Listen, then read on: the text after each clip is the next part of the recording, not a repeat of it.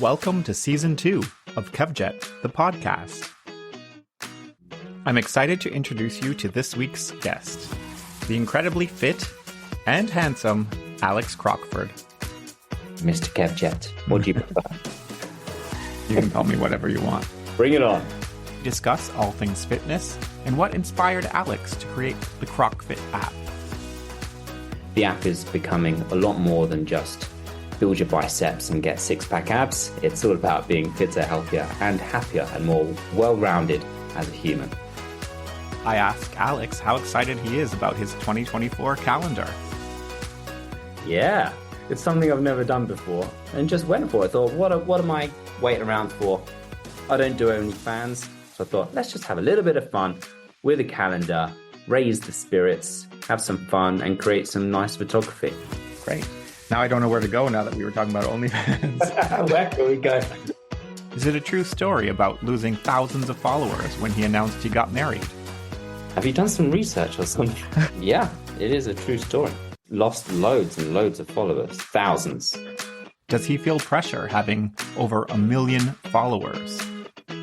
It's not the numbers that scares me, but just using the opportunity wisely and whilst I have the opportunity. Alex has 2 marathons under his belt. London and Tokyo marathon. Both times I've thought, when I've got halfway, like, how do people do this? Can someone who looks so perfect have a lack of body confidence? My body confidence does slip. We have fun with a quick fire round and I try and get all of his secrets. Oh, yeah. I don't know. Don't know if you can say that. Exactly. Like, just fishing for some things. This is a quick fire round. I'm taking a very long time. Yeah, plug the earphone in. And I'm just listening to Kevjet.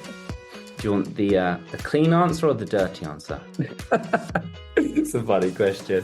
I used to be a butler in the buff, so I still have this little apron and this little bow tie and these little handcuffs. Keep that mental picture in mind while you sit back, relax, and enjoy the conversation. Welcome, Alex Crockford, to Kevjet, the podcast. Thank you for having me, Kevin, Mr. Kevjet. What do you prefer? You can call me whatever you want. What's the origin of Kevjet? When I was a wee little boy, I was a flight attendant. Somehow I ended up with the nickname Kevjet, and it stuck. And it's been shortened to Jet. Anyone in my circle calls me Jet, so you can call me Jet. All right, good to know. That's a great name. Cool, I like it. Yeah, I did see the way you sign off your messages, thinking, oh, it was Jet and Kevjet, but your name's Kevin, so I've got to ask.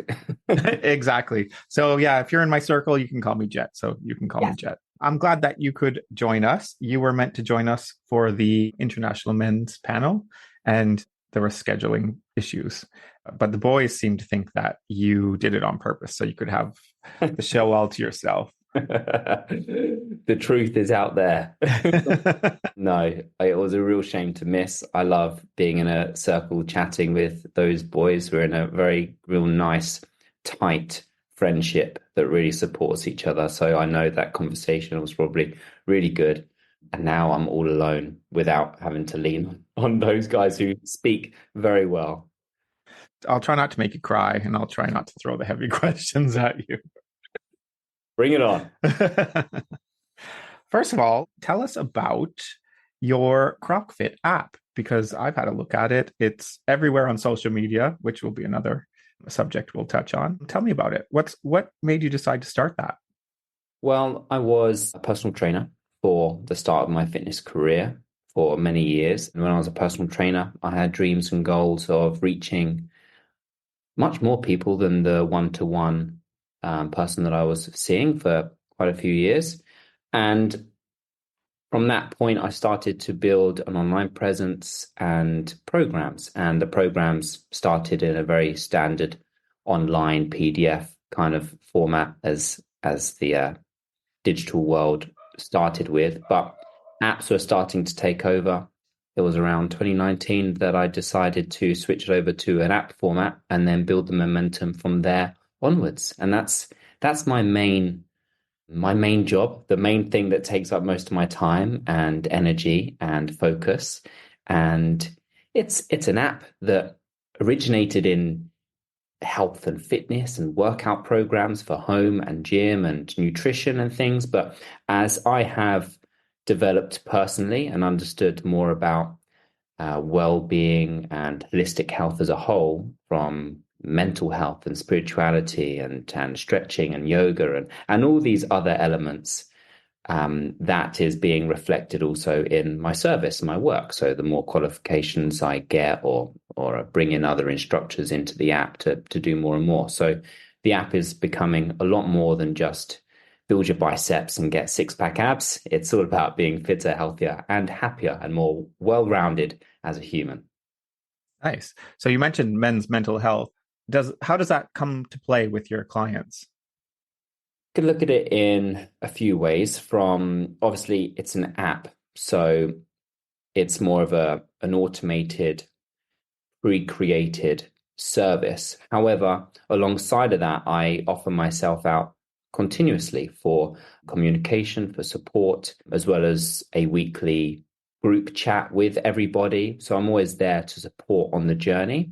And then in regards to mental health specifically, I'm always talking about the benefits of and where to go for support, for help, and just making sure that it's a big part of the conversation always, that we are not here just building bodies and losing body fat, but we're working on a sustainable lifestyle that helps you in your health and in your mind and in your life, not just get ripped in a few months and then be unhappy and go around in a bad spiral. And from being a personal trainer to also the experience I've had in building this business and on social media, I've seen the patterns that people take when they have a bad relationship with their health or with themselves generally. And with all of that experience and wisdom, I'm gradually allowing that to be part of my message more and more and more.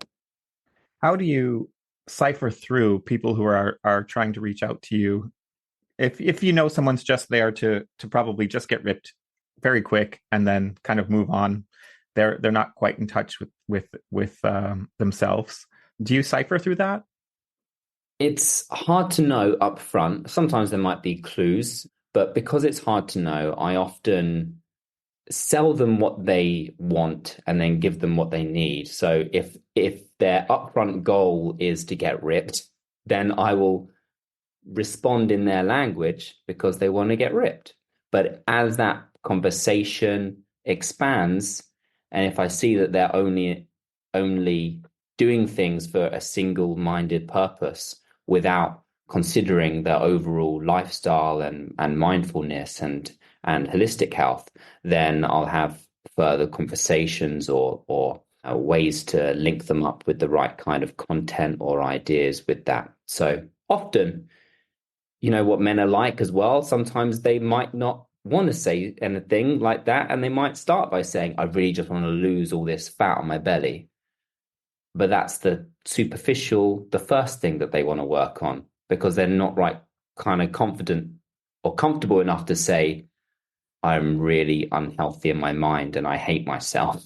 Sometimes that takes a bit of building a conversation and trust with, first of all. Sure. I was going to ask, how open are men when they're approaching this subject on the reasons why they're unhappy with their bodies, or mentally, or just other aspects in their life? I think everyone's different. It's the classic kind of hairdresser, personal trainer scenario where you get a client that it's like no conversations, or you get a client who is coming for a therapy session. So everybody is different. And now that I'm not a personal trainer, I have moved out of the space of having long consultation type conversations on a general day-to-day basis, how I run my business. But with that saying, sometimes I might have a client that's paying for my app and they have all that they need in the service that I've created and I don't hear from them very much. Or I might have somebody that is in the same service but just really needs a lot more of a weekly communication and might just unravel a bit more of their life outside of just fitness, and I'm there to support them on that. And any time that I feel like it's not within my scope or that they need more support than just me, then I have often said, I really suggest you seek some additional help elsewhere. Good. So first of all, tell me one of your favorite success stories. Type of scenario where the story comes in like they've tried and failed over and over again.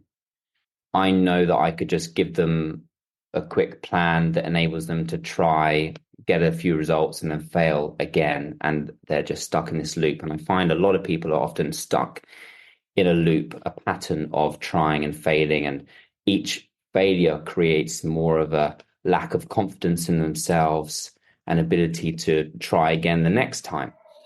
These couple of success stories in my mind are ones that have really taken on what I preach all the time about building habits, building a lifestyle, building something that's forever. So these success stories in my head are ones that have got results in a really slow, really sustainable, really consistent way. And I just want to put out there that these success stories aren't getting ripped in 1 month and things like that, because I really just want to help people realize that a success story can be one where you're in 5 years still following the habits that makes you happy, not get in the best shape of your life and then in 2 years you're back to where you are or worse. So the success stories in my mind are the ones that are still around, and they go to the gym or they do their sports or their activity, they're eating healthy and they're happy and they're developing themselves and they're improving their life and their relationship and things like those. You've built a brand for yourself, and it's obviously taken a lot of work. It takes a lot of time. Take me back to the teenage Alex.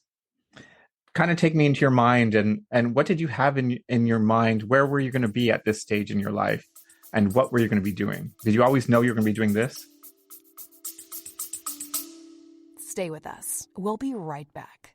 Join us each week on the Well Beyond Medicine podcast as we explore the 80% of child health impacts that occur outside the doctor's office. Listen and subscribe at nemourswellbeyond.org, where you'll hear pediatric experts, researchers, and policymakers from around the world discussing ways they are revolutionizing children's health. I'm your host, Carol Vassar. Let's go. Let's go. Well beyond medicine.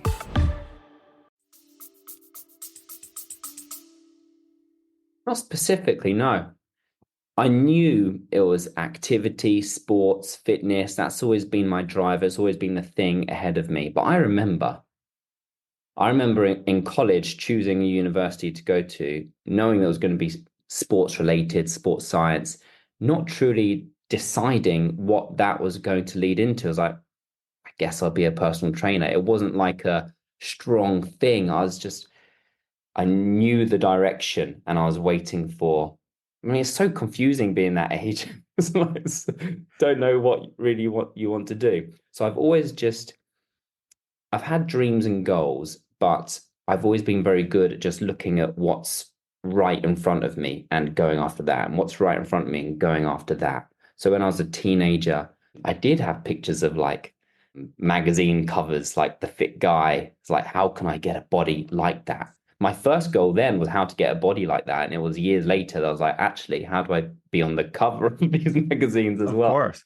So I've been very good at just focusing on what's ahead of me. And I never thought about when I'm in my 30s, what will I be doing? I've always thought about just the dreams that I want. How can I get there as fast as possible? So you've managed to hit the magazine covers. You've done that. What's your goal at this point? Because you're at that level that you thought, this is what I want to do. This is the goal I want to reach. Yeah. So what's the next goal? Do you have a goalpost? Anyone driven and ambitious hopefully will agree and understand this feeling of reaching your goals and knowing that it just births a new goal.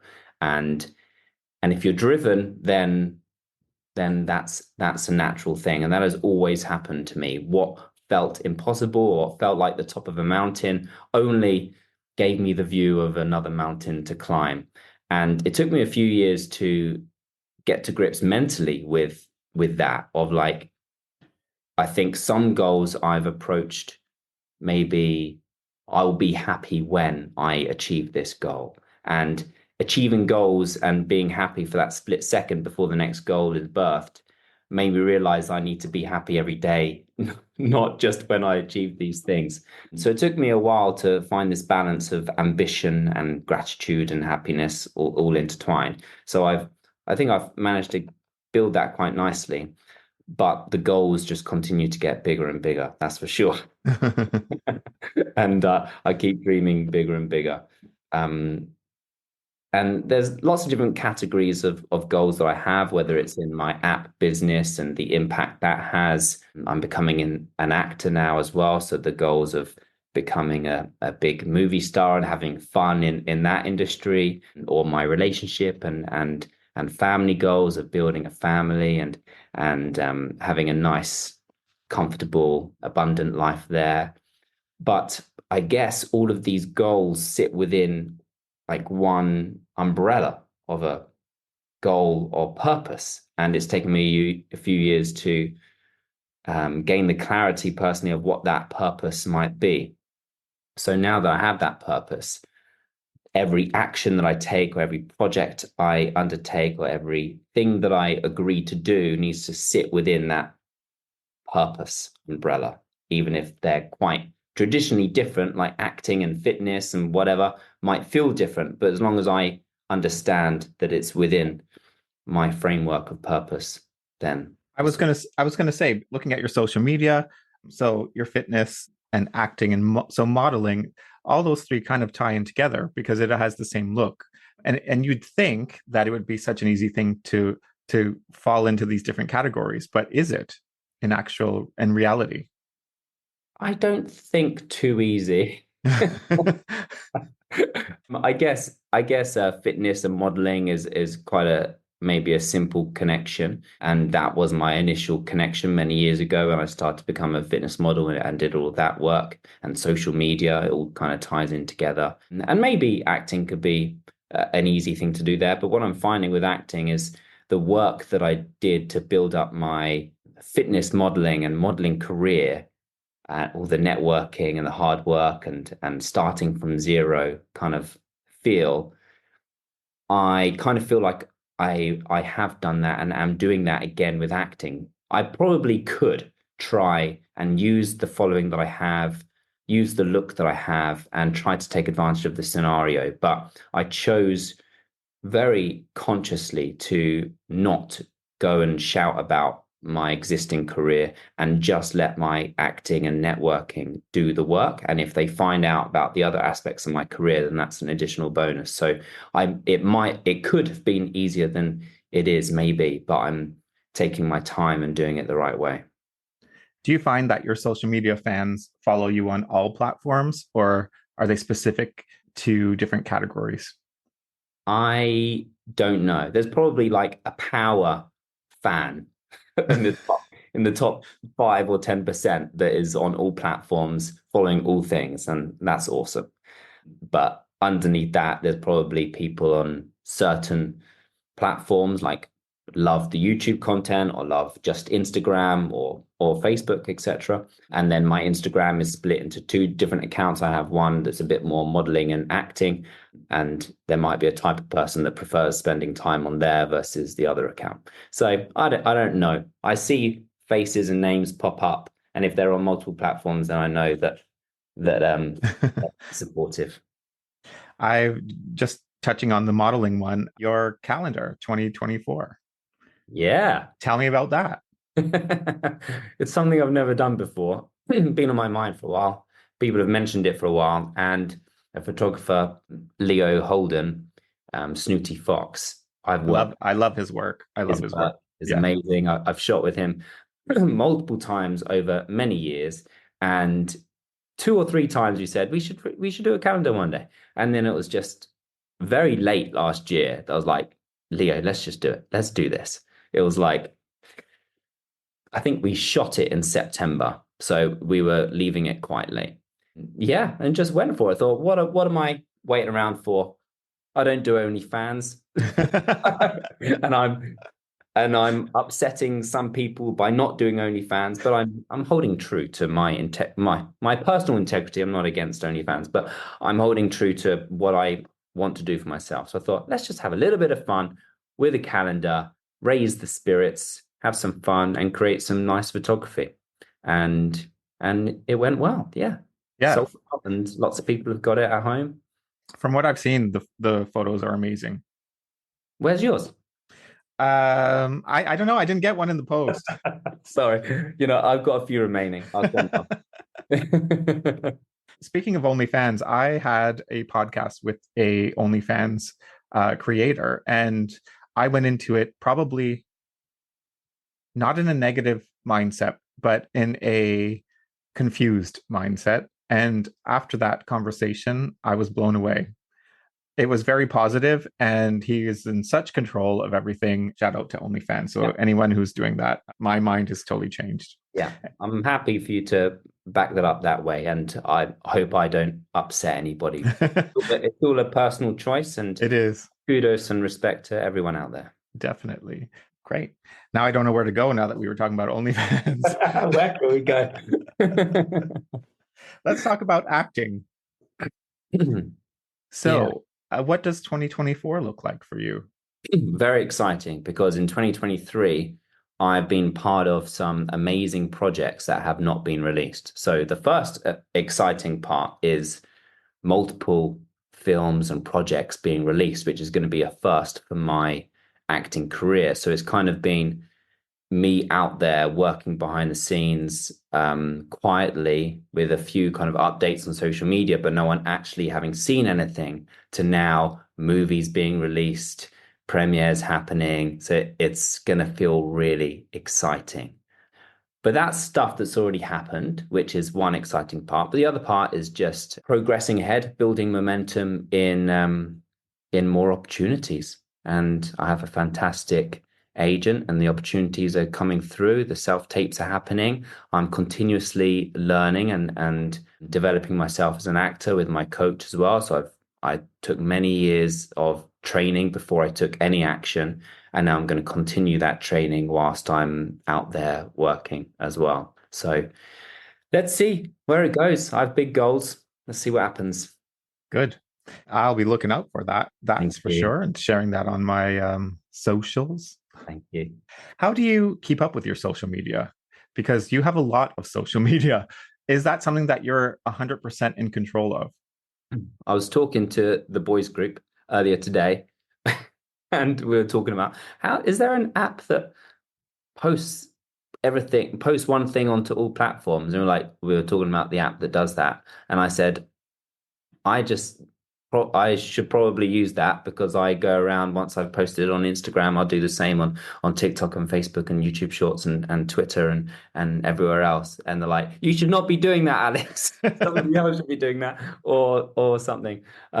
So yes, it's all me. I'm in complete control of everything. It is quite time consuming, but at this point, I kind of like the control. I do need to sit down and have a think about what the next stage of that would be.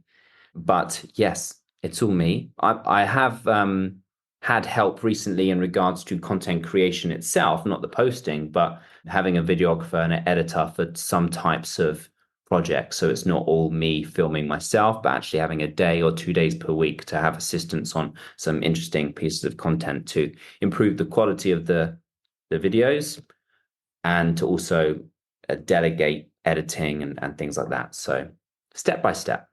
What's your secret to hashtags on Instagram? I don't know. Does hashtags even do anything now? I have no idea. That's why I thought I would ask. It's gone through phases. It's gone through many phases over the years of using as many hashtags as you can, to using 30, I think, to then recently 6 maximum. And now I see creators like you using loads of hashtags again. I have no idea if it's working. I know, I don't either. And I keep being told, don't use a hashtag unless there's so many thousand followers to it, and it's just mind-boggling. Yeah, it is.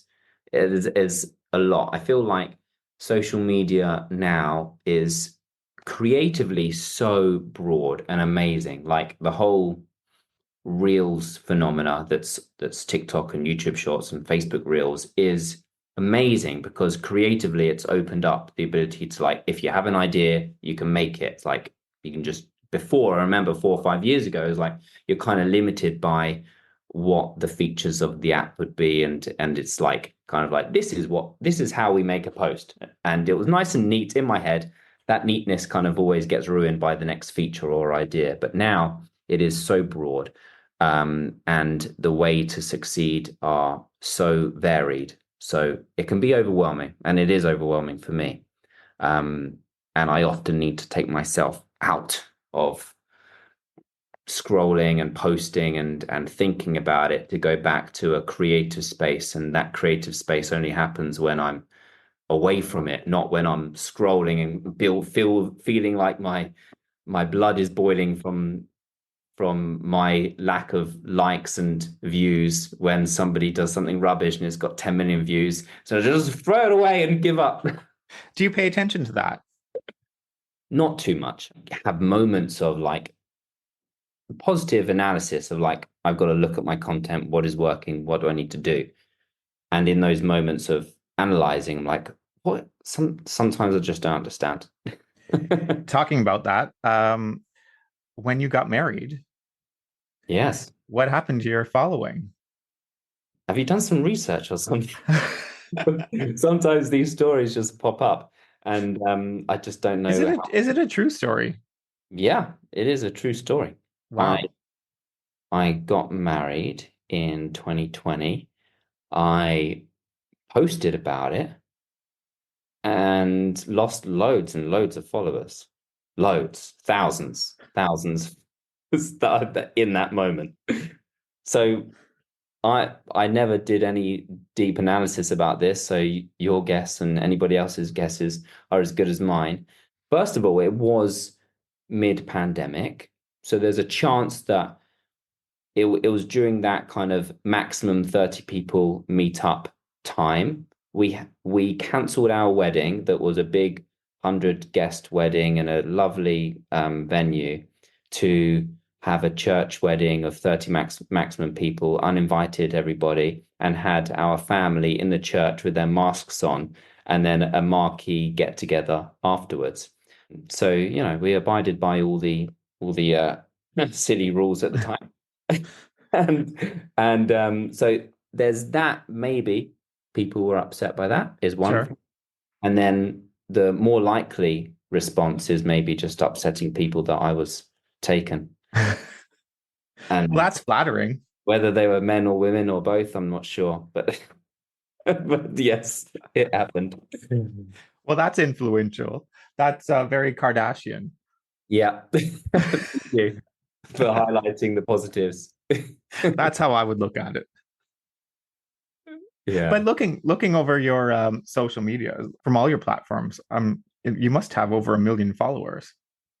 I think so. Yeah. Generally, counting them all up, that should be over 1 million. Yeah. Yeah. Does that give you anxiety at all? Do you feel pressure? I don't think the amount of numbers gives me pressure. I think I put pressure on myself to use the platform I have for my purpose and for impacting positively the world and fulfilling a worthy duty. So it's not the numbers that scares me, but just using the opportunity wisely. And whilst I have the opportunity, probably more so. Sure. Do you frame your magazine covers? Yes. I mean, I was looking at some of them, and I mean, the British GQ, Men's Health, those would be up on my wall in the entrance of my house. Yeah. Yeah, it's a nice proud moment, and it's just a realization if I look up at them. I just want to say, if it was myself, they would be up on the wall. Yeah. So not mine then. No. No, mine would be next to yours, though. Yeah, of course. It's a nice moment for me to look at them and remember that I've achieved things that I first thought impossible, and it just reminds me of whatever I think is impossible now, I can achieve. So it's just these little reminders, not for ego, not for awards, but they are just like a few things planted around my house, not just those, but other things. Like I did this big burpee event one day, a 24-hour burpee event. I have that framed next to the covers for more memories and more reminders that you are so capable of so much if you put your mind to it. Yeah, and they represent time in your life as well as an accomplishment. Yeah, exactly. Yeah. You've done the London and Tokyo marathon. Yes. Tell me about that. What's the next one? Yeah, where are you going next? I don't know. London and Tokyo marathon. Yeah. It's such a long way. Well, like when you run a marathon, you're like, this is so far. Like both times I've thought, like when I've got halfway, like this is so far. How do people do this? I've dragged myself through both of them pretty much. The first one, London Marathon, was like that record-breaking hot summer or hot spring. And it was really, really hot. And I had a bad knee and forced myself through it and had a terrible day and a terrible time. But I always remember feeling positive throughout. And the energy of the crowd in London is just ridiculous. And I'm a bit of a, I don't know, I guess a performer. I had my name on the front and it just boosts me forwards when people shout your name. I think I'm still paying the price for any damage that I've done to my knee, whether that's physical damage or trauma, emotional and energy trapped there, but lots of work to be done. Forced myself through a few times, a couple of years of bad knees. And then Tokyo was much better. I got sponsored by this running company and they gave me a coach for a few months and I had a proper running plan before it. And I did well. I was really excited by it. And it motivated me to maybe pick that up when the time is right. I think maybe in my 40s, I'll enter into endurance land. I did a Ironman once as well. So I've had a bit of triathlon experience, bit of marathon experience. So I'd like to have some more fun in that area at some stage. What was the marathon in Tokyo like? Do you take in the scenes or are you just so focused on just making it through? I personally take in the scenes. I'm never too massively bothered or never take things massively seriously unless it requires me to get a time of some form. But when it's just for me, I'll do my best physically, but I'm never too serious. So I like to look around. So yeah, I really enjoyed Tokyo. It was like a miserable, rainy day, and it's quite a flat route, but it was nice to go all over the city. Yeah. Nice. Tell me about when you did the free hug campaign. Because I noticed that's a thing now. Yeah. Are you the one who started the whole? Not the first. Me and my friend who came up with the idea to do this, there were some existing videos out there, and I don't think it was very popular. So we knew that it was going to be a good video to do because it wasn't very common. But now we have seen it quite a lot out there. And I think it's like, it might be 2014 or 2015. And I say this because I did this check recently to see when the 10-year anniversary might be. And I feel like it might be this summer. Ooh. That would make it 2014, which is exciting because everybody's asking for a remake of something. I was just going to say, are we going to see you out on the streets? Yeah. I think it's time for a remake of some form. So yeah, that first Free Hugs video was like one of the first things I didn't have. There was no Instagram account that went onto YouTube and Facebook and it went viral. And my first Facebook followers, and the first time I've experienced this kind of viral, like my phone going off, like what the hell's going on? And thousands of followers coming in. And to this day, people are like, I've been following you since I found you on Free Hugs and kind of thing. So this does happen. So, and it's amazing. My intention with it is to uplift not only the people that I'm hugging in the moment, but to make a piece of content that makes people smile and makes people feel like there's love in the world and all of this. So I think the world needs that. Yeah, exactly. Come on, Alex. This summer, let's do a tour, not just London. Let's find 10 locations around the world and make an epic free hugs video worldwide. That is amazing. I think Kevjet should tag along. Yeah. So you have a vision to inspire the uninspired to live healthier, fitter, and happier lives. Yeah. Tell me about that, because I think we've touched on it. Why is that so important to you?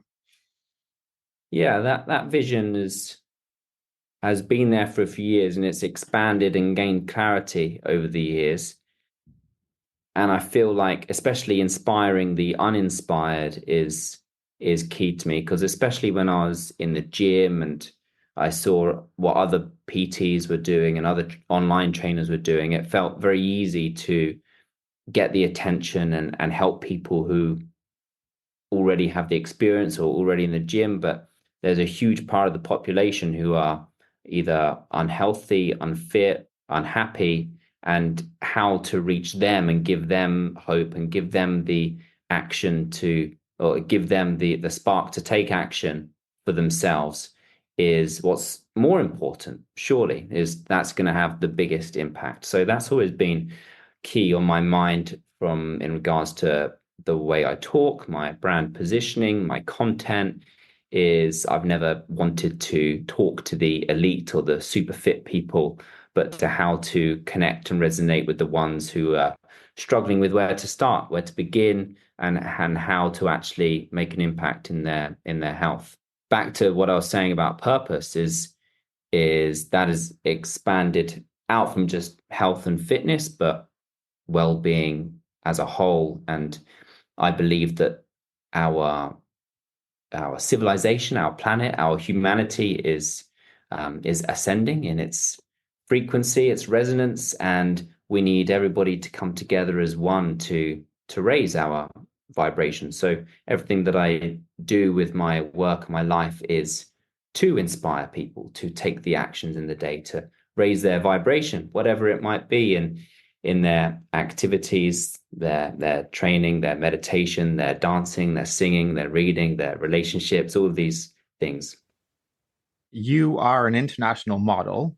So with that comes body confidence. Do you feel body confident, or do you struggle with that? And the next part of the question is, when did you find your body confidence, if that's what you have now? I don't think it's like a yes or a no answer. For me, it's come in different times where I feel more confident than other times. And I'm always body confident. I'm really confident with my body and moving around and with myself. But I guess what I've struggled with over the years is getting myself in physical shape, in aesthetics, right from early on. Getting myself in great shape created this high standard for myself. And maybe I created this thought of what everybody else's expectation of me is. So any time that I slip away from what I feel that high standard is, I lose body confidence, don't want to show people my body because their expectation of it is that high standard that I've created. So there are times where I slip out of shape, I get busy, just all the normal life scenarios that everybody has, a 2-week holiday or Christmas, or just busy work where I haven't prioritized my nutrition and training, where I'm just not up to the physical shape that I hold myself to. My body confidence does slip, and I usually try not to show anybody my body until I've sorted stuff out, which kind of I've thought this is kind of anti the whole perfect Instagram scenario. So there has been times where I've taken the photos of myself not feeling good and then showing people. But quite honestly, the response I get back mostly is, you're being silly, we can't tell the difference. And That's then right. So it's like, I don't want to be like, poor me, I'm so fit scenario. But no one will ever truly understand unless you kind of you know your own body basically, and you know how confident and comfortable you feel when you're feeling your best. And nobody across the internet saying, "Oh, we can't tell, you look amazing," is going to make you feel the confidence you get from you going through what makes you feel good about yourself. Sure, because people from the outside looking in just think, oh my gosh, this is the perfect person. But as an individual, you can always look in the mirror and say, oh, I don't like this about myself, or I don't like that about myself. And you'll always pick something apart. Is there ever a point where you look and you think, this is perfect, I feel great about myself, there's nothing I'm going to change? I would say something similar or close to that, saying I'm really happy with my body. I love it, and I'm so grateful for it, and I'm very happy with it.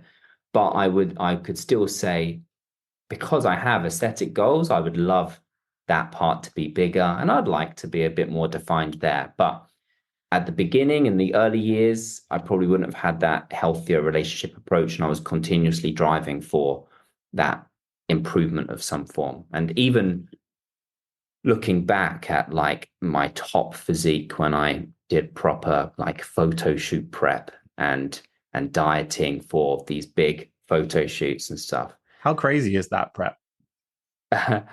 It's just 100% dedication. It's like you can get in good shape from a normal life with the right habits, but like I would say that getting super lean requires full commitment of you're going to bed at your normal time, and you're not having the cheat meals and the weekends and everything like that. It's you got to commit to it.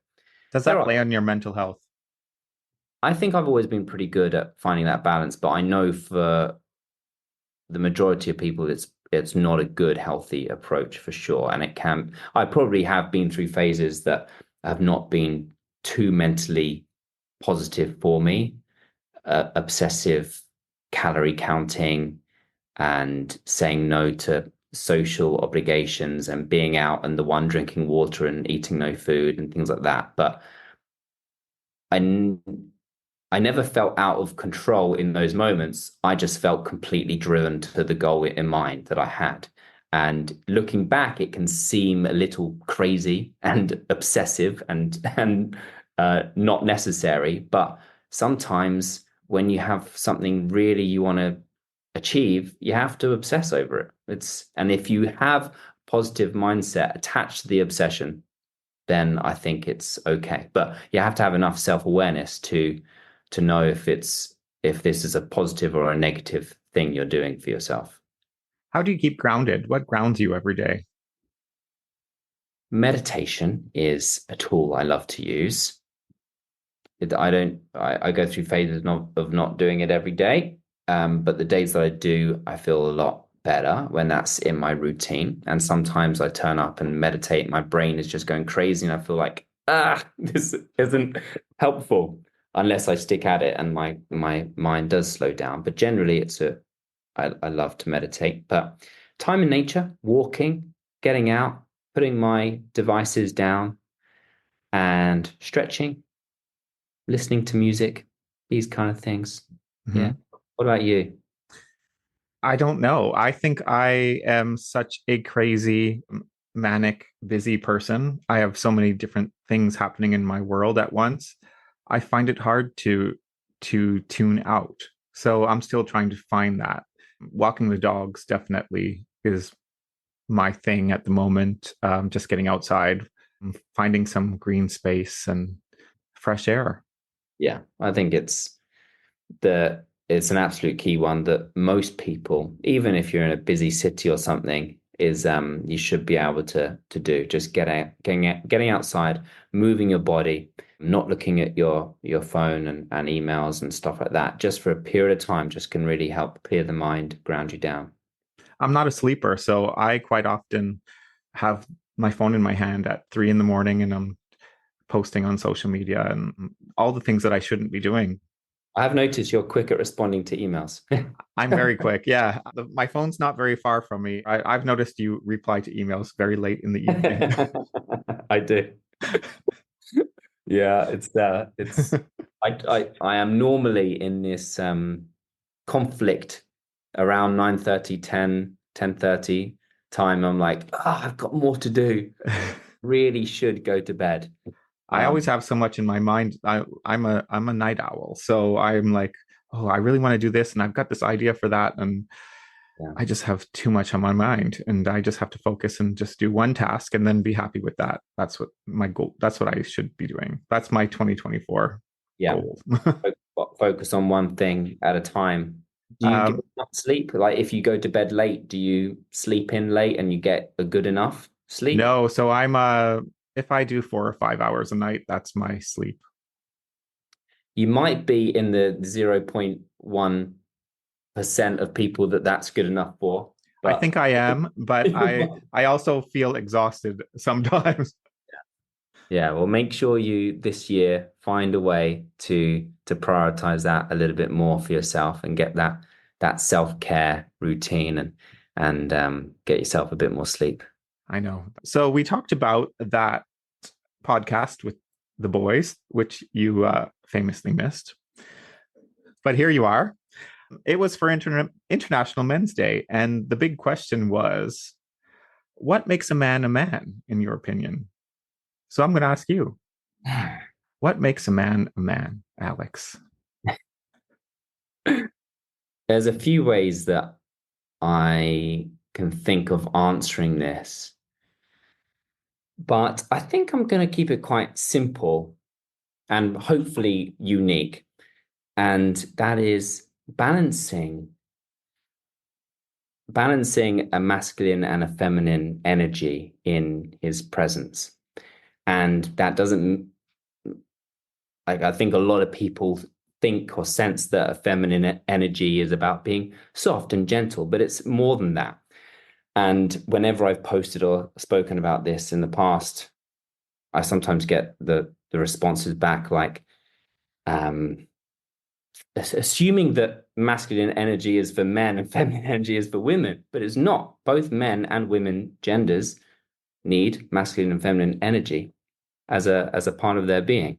So what I see as a man of today and of the future is someone who has the masculine energy elements such as courage and strength and drive and structure and goals and focus of security and financial elements, all of these aspects that makes the masculine energy, or a warrior, and has the strength ready to fight and be strong, but also balancing with the feminine energy of being compassionate, being honoring his full spectrum of emotions, being available, being vulnerable, being able to connect to his family, friends, and partners, being able to follow his intuition, be in flow state, to be a creator and be creative. And all of these require a balance of both masculine and feminine energy.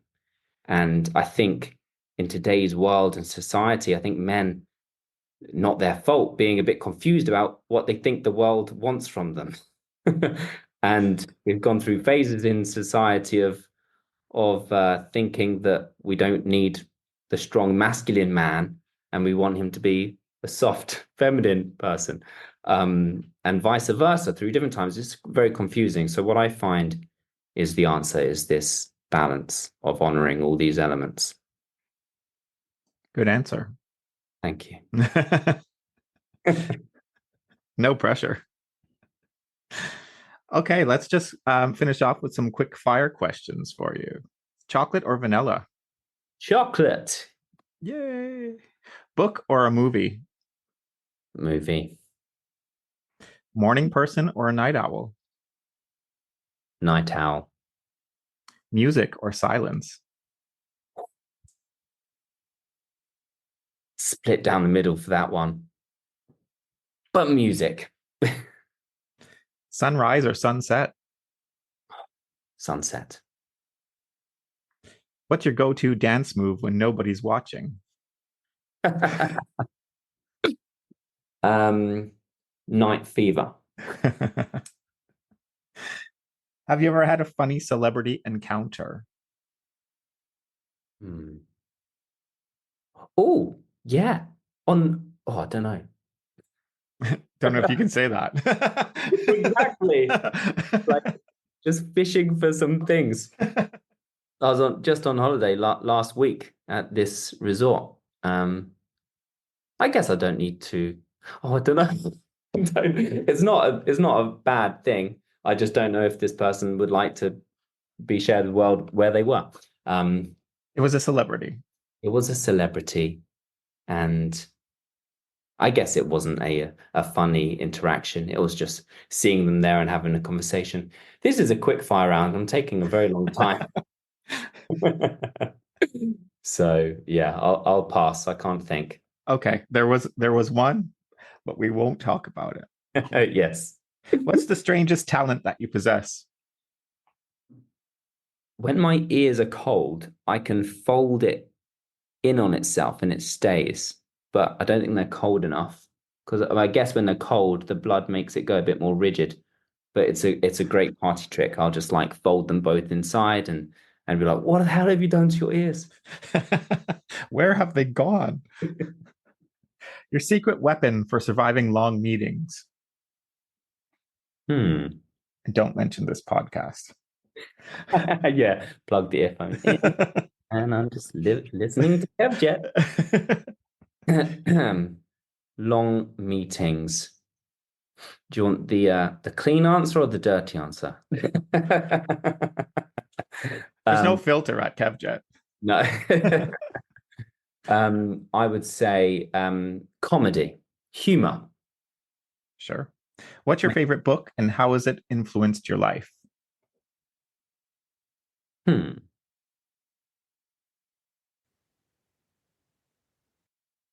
Ah, what book have I read recently? I guess one very interesting recently. Yeah, many books have impacted me, but this one's just popped into my mind. It's one called Messages in Water. And, as I've been on this spiritual journey of uncovering lots of amazing mystical information out there about our universe, and I've gone down many rabbit holes about trying to understand physics and the science behind frequency and resonance and all of these aspects. And this one doctor studied that when you freeze water, it creates water crystals. And these crystals have a different geometric pattern or not a geometric pattern of some form. And that pattern changes depending on various different things like what words you say to it or if it's sitting under a word of love or hate or various different things. And the particles of frozen water are either this beautiful pattern of perfection or cloudy, misty, dark patterns or not so much patterns. And he continued his experiments in so many different ways and even used it for plants and things like that. We all know, we all speak of like give love to your plant and it will grow. It just shows that everything is energy, everything is with thought, everything with intention. And even if you can change the way that water holds its information, then imagine the thoughts and the conversations you have about yourself and other people and in this world. So that impacted me greatly on my journey of discovering more and more about this universe. And every day I think about the thoughts and the words that I have on myself and other people. I love that. I'm going to look up that book. Definitely do. Messages in Water. Love that. Favorite way to relax?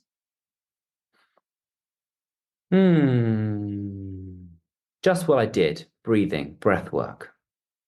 Yeah, slow, deep breaths. Most important life lesson so far? Not to avoid the difficult things.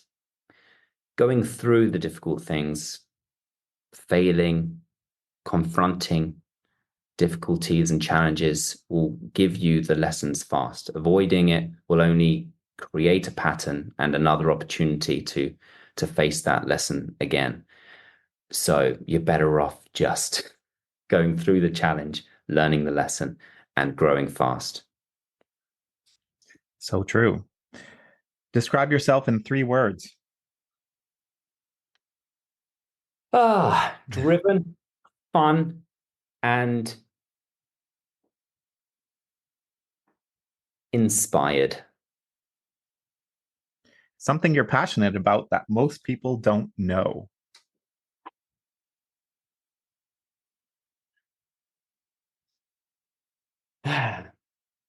I guess what I mentioned earlier, elevating the frequency of this planet, ascending the human consciousness. Nothing small then. Just to, like galactic missions. If you could have one superpower, what would it be? I think it's probably flying. I always dream of flying. Most beautiful place you've ever visited? Amalfi Coast, Italy. If you could meet your future self, what advice would you ask for? Tell me what to do. I have no idea what I'm doing. What's your biggest fear? Not achieving my mission. Do you sing in the shower? Sometimes. with the window closed. What's the last live concert you've been to? I watched Tina the musical in West End. Love it. Seen it 3 times. Which TV show would you love to feature in? Love Island. Absolutely not. I don't know. TV show. I would love to be. I don't know. What do you see me as a good actor being in on a TV show? This question was aimed at you. I've just flipped it I around. like how you flipped them around. Downton Abbey. Downton Abbey. Put me in a nice old suit. Or Bridgerton. Let's put you in Bridgerton. Bridgerton. Great idea. Let's call them up. Yeah. Yeah. You'd be great. What's your most used emoji? That laughing face with 2 tears. Yeah. It's a good one. What does the word friendship mean to you? Well, I just thought about it then for the first time in that way. And why is it called a friendship? I guess somebody that you would sail on a ship for eternity with, they are your friends. Great answer. What's your favorite thing about yourself? I feel I am grounded enough in my own energy to hold space for people to come to me for consolation, for chats, for help, or just a non-judgmental listener. Good. What's the weirdest thing in your closet? It's a funny question.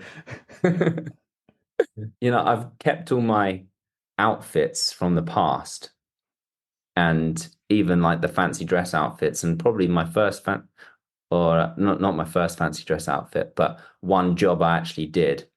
I used to be a butler in the buff, so I still have this little apron and this little bow tie and these little handcuffs. I think I did 3 butler in the buff jobs right at the beginning when I was desperate for I want to be out there. Give me something to do. And so I've still got that in the closet for a rainy day. Cooking your Christmas meal. What's your favorite number and why? 8. The symbol of eternity, symbol of an unbroken cycle. And it's also this year. If you count up the 2, the 0, the 2, and the 4, and it's going to be a magical year. Amazing. Thank you, Alex. This has been delightful. It has. Thank you very much for having me. Thank you for fantastic conversation and interesting questions, especially those quick fire ones. That's a long list. I was getting worried. I skipped through a few as well. I could have really thrown some at you. Thank God. Thanks a lot, Alex. Thank you very much.